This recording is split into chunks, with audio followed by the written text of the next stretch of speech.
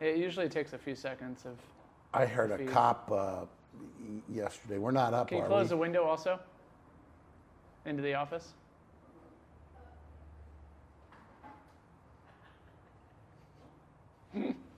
Remind me at the end of this to tell you what the cop said yesterday that I used to work with, and the crowd was like howling, laughing. He had his little guy with him, There you go. Braden, who's his grandson, who's like 5. And he and I have seen so many things, and we're like, isn't it great to just... The community who embodies the idea of people helping people. We raise awareness of good news and broadcast to the world more good news. We deliver messages of creativity, humor, dreams, visions, solutions to today's most pressing problems. We provide a global platform to connect people helping people, inspiring them to give back to their community.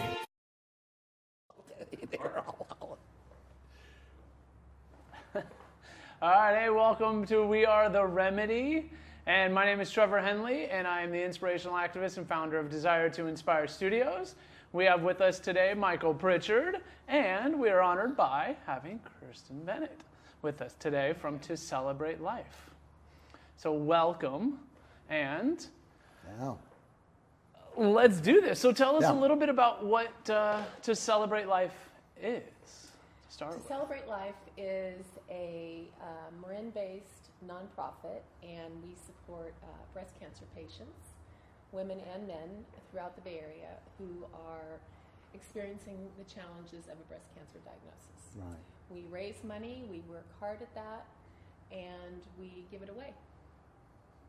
Sounds awesome. And help them in encouraging things and trainings and teachings, and also helping their families and their loved ones as well, Absolutely, right? absolutely. Everybody's involved. Yeah. It's unfortunately, it's a project that involves, so that was really emotionally calming for me. Wow. You weren't alone. What a great, what a great description. Emotionally calming, thankful and tranquil. Absolutely. And so that led, through that, I found out about To Celebrate Life. Right. And our signature gala in September, the gem of the evening is our fashion show, which is all breast cancer survivors. So I was asked to model, which I did, and the experience was overwhelming, healing. In what way was it? What way was it like that for you? Because as a young woman, I was 34 when I was diagnosed. I was single, had a mastectomy, and so my head went to, well, what partner's going to want a woman with one breast? What man's going to want a woman with one breast? That's where my head went. Yeah. So with... that does lead to loneliness and isolation. Well, yeah, self-isolation. It's kind of like, you're not feeling really good about yourself, plus, having cancer and all the emotional trauma that goes with that experience. But what the show did for me is brought me together with other women who were going through the same experience. Got me up on a stage in these beautiful clothes, and hair and makeup were done, and an audience that stands on their feet. Yes. And I'll start crying with the memory of this experience. It's okay to cry. It's okay. The crowd is with you, and they're supporting you, and you're like, I got this. Right. So I know that experience, and I wanted to give it to other breast cancer patients. Yes. So I jumped right in. What's the long-term benefit to you in your life and in your recovery from breast cancer and everything else to be completely doing this year and year again, helping others and inspiring them and showing them the way, the pathway to wellness and health and to inclusion of other folks who might be sitting out there, because there's so many folks that, like you said, they get self-isolated. They push it away. They don't want to. What did it do for you to be in benefit of the support group and the celebration and the continued celebration of life, and to be connected to people that aren't just survivors, but prevailers and overcomers? It's a sense of strength. It's definitely a sense of personal strength. Great. I've got this. I can do this. I've actually done it twice. Right. So just knowing that you can overcome something with support around you. Right.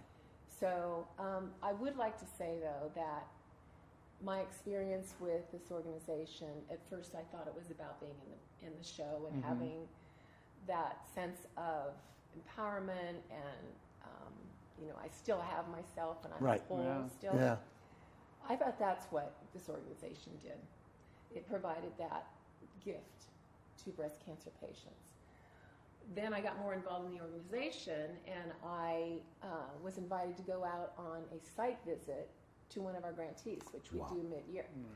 So you meet them, they tell you about their programs, you hear the stories. Yeah. It is so heartwarming. My heart felt like it was going like this when I walked. I'm getting chills right now. Yeah. My heart felt like it was just going like this when I walked away from that experience. Yeah. Driving back to Marin, I just thought, it's not only about giving this gift to breast cancer patients. It's about who we're helping, where that money's going, and how it's impacting their life. Because many of these people are low income, underinsured, and I can't imagine. I was fortunate enough to have medical benefits. I can't imagine not having the financial means to support treatment, to support food, to support just the necessities of living. Rent, that sort of thing. So I saw at that point that our organization has two arms to it, two very strong, positive, giving. Great description. A phenomenal description. And that's what keeps you going. Right. You keep your eye on that mission. You know your experience. Right. And it can be overwhelming at times to know that you've got somebody that can catch you if you fall. It's your soft place to just fall back into. And you know that you're okay. A remarkable spirit. You are a remarkable woman. You are remarkable.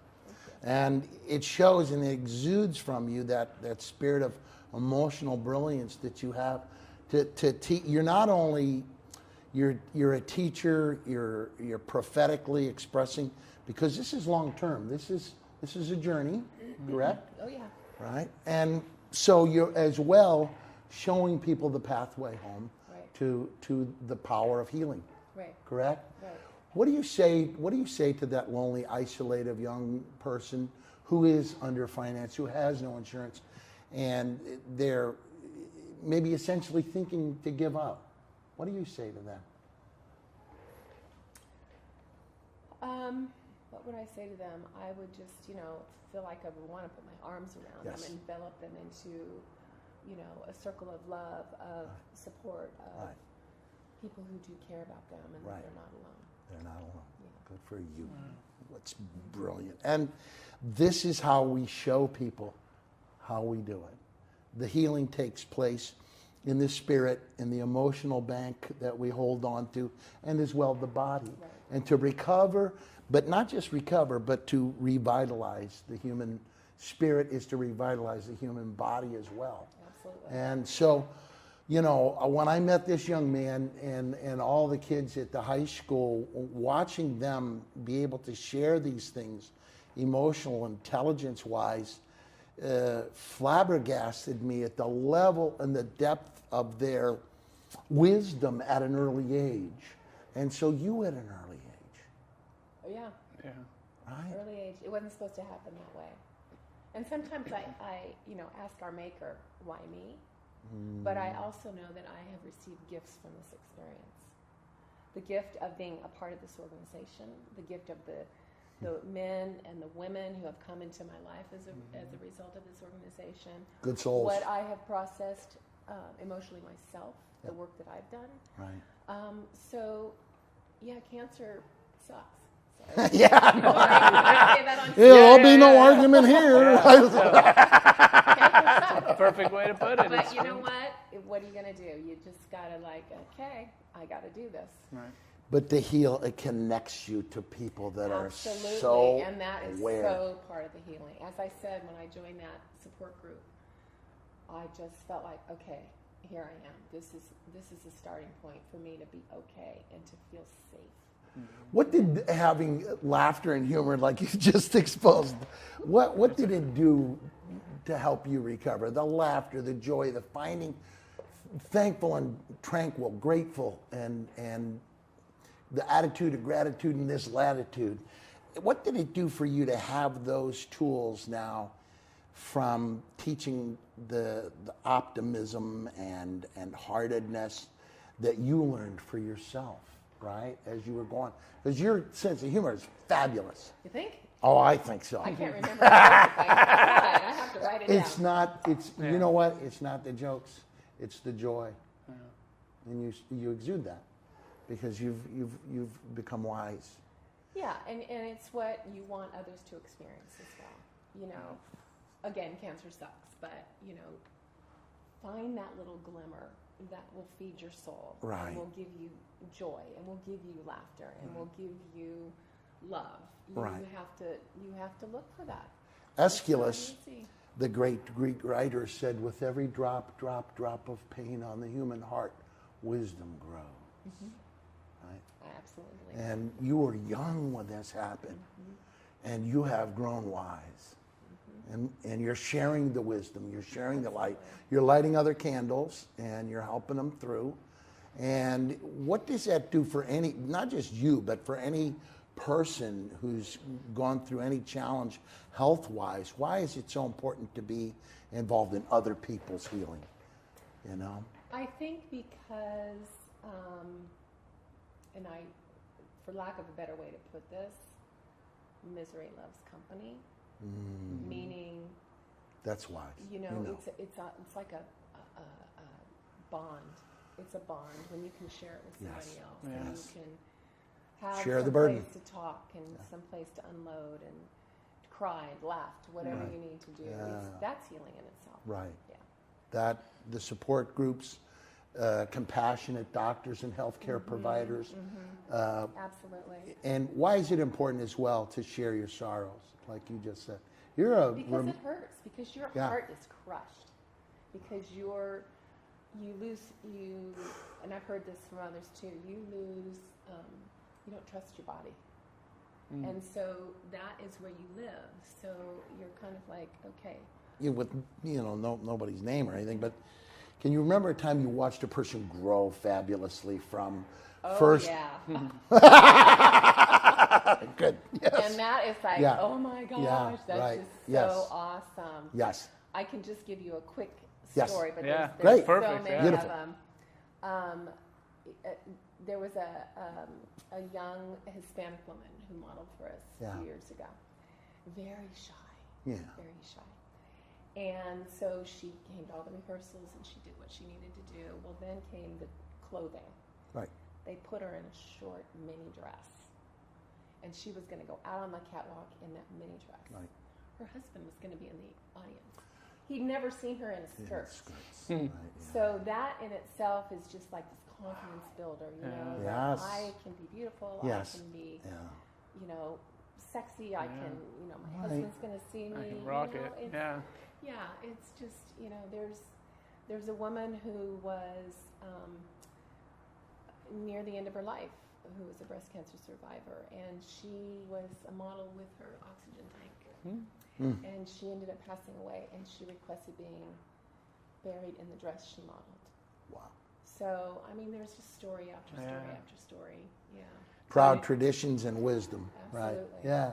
Good. So you guys not only help individual people, but tell me more about helping organizations that help all the breast cancer survivors and people going through it.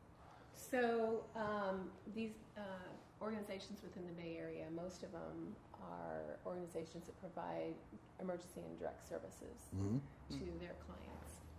And there are stories of women losing their jobs because they're too sick to work. They miss too many days at work. They lose their job. They can't pay their rent. They can't buy their groceries. So these organizations provide money to help them. We have one of our models was going through treatment and her debt was so high, and one of our grantees paid all of her debt. Wow. For her. What does it do for your heart when you see Yeah, that, right? I know. Yeah. I know. I just can't even imagine. And then there's things like the therapeutic, the massage, the acupuncture. Healing arts. There was one of our organizations in the East Bay gets donations from an organic farm. And they noticed that one of the gals that was coming in would make sure she had enough food for family, but she didn't have enough food for herself. So, you Wow. you see where these heads are. And Still giving. Yeah, still giving. Still the giving. heart of, Yes. that- It teaches you much about the human heart and Yeah. its ability to generate healing, but as well extending itself out into the community to show how to heal and prevail and overcome from all of it. Yes. And let me tell one more story. Sure, If I yes, may. absolutely. That's why we're here. This was one of my This is- first site visits. This was with an organization. Can I say them? Yes, Sure, yeah. absolutely, yeah. This was the Filipino Senior Resource Center in the city. Yeah. And we went to visit them, and their office was very small and very hodgepodge and bare bones. But the two gals that were there were so gracious. So they explained to us that in the culture, they don't like to talk about cancer. If you have it, you don't say anything about it. They started a support group for breast cancer patients where they could come and they could talk about it. And it was, and they don't speak English. Right. So Tagalog. they needed a safe place to go. Right. Yeah. So, that in itself, I know what it did for me. Yes. To be in a culture that doesn't, Yes. that looks down on Suffering and internally. humility. Yeah. And feeling you offer up, and because of sometimes religious beliefs, and sometimes because of spiritual ascetics to teach that practical humility, but they need what you're offering. Yes. And you talk about the spirit Yes. and building that before the body can heal. Right. That is going to heal the spirit, their spirit. Right. So, it's just, it's these things that are, the people who work in these organizations, Right. the people who run these organizations are so passionate about what they Right. do.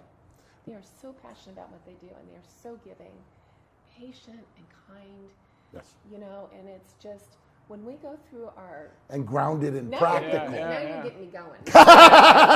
Which is a good thing. Yeah. But grounded and practical. This is- Absolutely, right? because they know that there's not a Right. lot of money that is necessarily coming in for them, and they've got Right. to kind of work on a budget. But when we decide who gets our money, Right. we go through a pretty extensive vetting process. So we get 24, 25 applications every year, Yep. and we have a team of 15 people from all different areas of the community, the medical, business people, financial And different social stratums as well. Absolutely. Yeah. And so everybody reads them, and we come together and we vet them.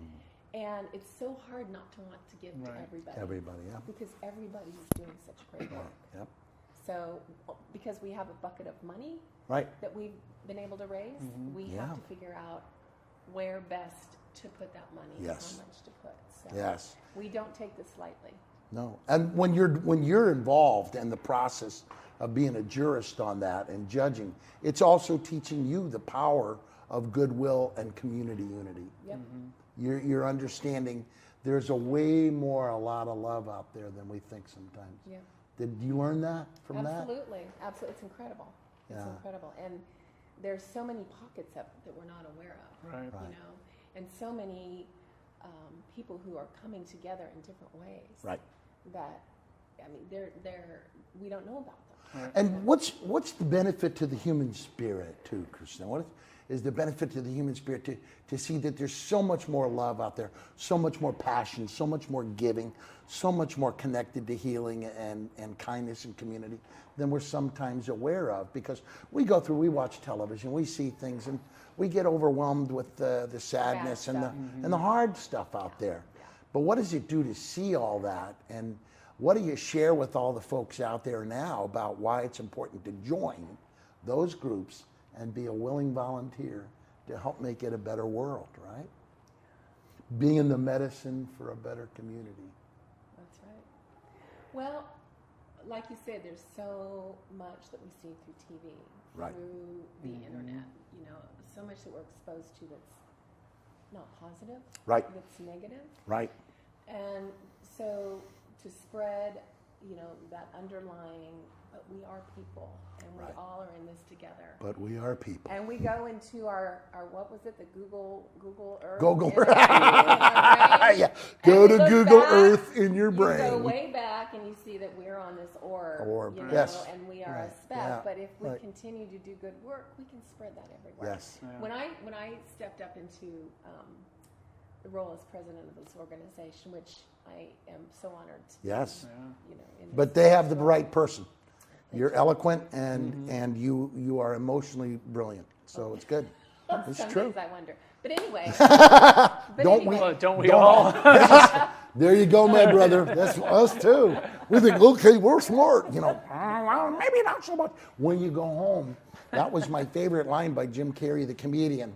Behind every man, there's a wife rolling her eyes. So I think that emotionally balanced people out there waiting to help be part of their process to heal and find upliftment in the community is important. How do you get other young women in the leadership role? And I'm thinking of you, how great it would be to see you teaching young women in leadership roles for this, again, in nonprofits, and teaching young women in leadership what your journey was and how you got involved. And you could be like a college professor on this. Oh, but I do. Be a life but I do. life Yes. professor if nothing Oh, else. yes, Yeah. life That little book professor. maybe that little book in the airport. Yes, but that too. Hey, that only That sees too. like 8 billion people a day. Yes.